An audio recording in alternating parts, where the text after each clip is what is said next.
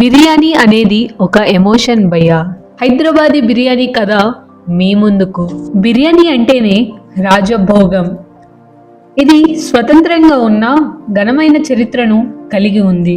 స్వాగతం, హైదరాబాదీ వెజ్ బిర్యానీ ప్రపంచానికి సుస్వాగతం. రాజవంశ రుచుల వారసత్వాన్ని మోస్తూ వచ్చింది.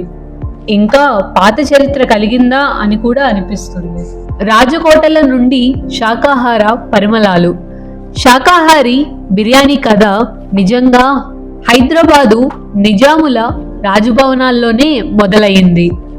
మాంసాహార వంటలకు పేరుగాంచిన హిందూ రాజులు, జైన సముదాయ ప్రముఖులు ఇతర ప్రాంతాల నుండి వచ్చిన అతిథులను గౌరవంగా ఆహ్వానించేవి. అందరి అభిరుచులకు తగినట్లు రాజరుచులకు ఏమాత్రం తగ్గకుండా, మాంసం లేకుండా చేసిన బిర్యానీని వారి చెఫ్లు సిద్ధం చేశారు. కేవలం నవరత్న కూరగాయలు, వాసన తేలిన మసాలాలు, డ్రై ఫ్రూట్స్తో. రుచుల పొరలతో అనుభవం, తగ్గింపులేమీ లేవు.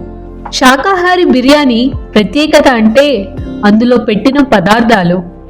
క్యారెట్, బంగాళదుంపలు, బీన్స్, మటర్ వంటి కూరగాయలు మసాలాలతో వేపుతారు. దీనిపై బాస్మతి బియ్యం పొరలుగా వేసి నెయ్యి కలిపి పొంగిస్తారు. పైన కూరగాయలు, కాజు, కొత్తిమీర, వేపిన ఉల్లిపాయలు వేసి దమ్ పద్ధతిలో మూత పెట్టి మెల్లగా ఉడికిస్తారు. దీని ఫలితం ప్రతి ముక్కలో పరిమళం, ప్రతి చెంబులో పండగ. రాజకోటల్లో బిర్యానీ ప్రాచుర్యం పొందినప్పటికీ ఈ వంటకం దేవాలయాల్లో కూడా బాగా ప్రసిద్ధి చెందింది. ఈ రోజుల్లో శాకాహారి బిర్యానీ రోడ్ సైడ్ డాబాల నుండి ట్రైన్ ప్రయాణాల్లో, పెళ్లిళ్ల విందులో మరియు హై ఎండ్ రెస్టారెంట్ల వరకు కనిపిస్తుంది. హీరో డిష్, దేనికి సాటిరానిది. ఇది స్వతంత్రంగా మెరిసే ఒక నక్షత్రం. భారతీయ వంటకాలలోని సృజనాత్మకతను ప్రతిబింబిస్తూ రుచులు మానలేవని నిరూపిస్తుంది. మీకు ఇష్టమైన వెజ్ బిర్యానీ రుచి లేదా మీ ఇంటి సీక్రెట్ రెసిపీ ఏదైనా ఉందా? కమెంట్స్లో చెప్పండి.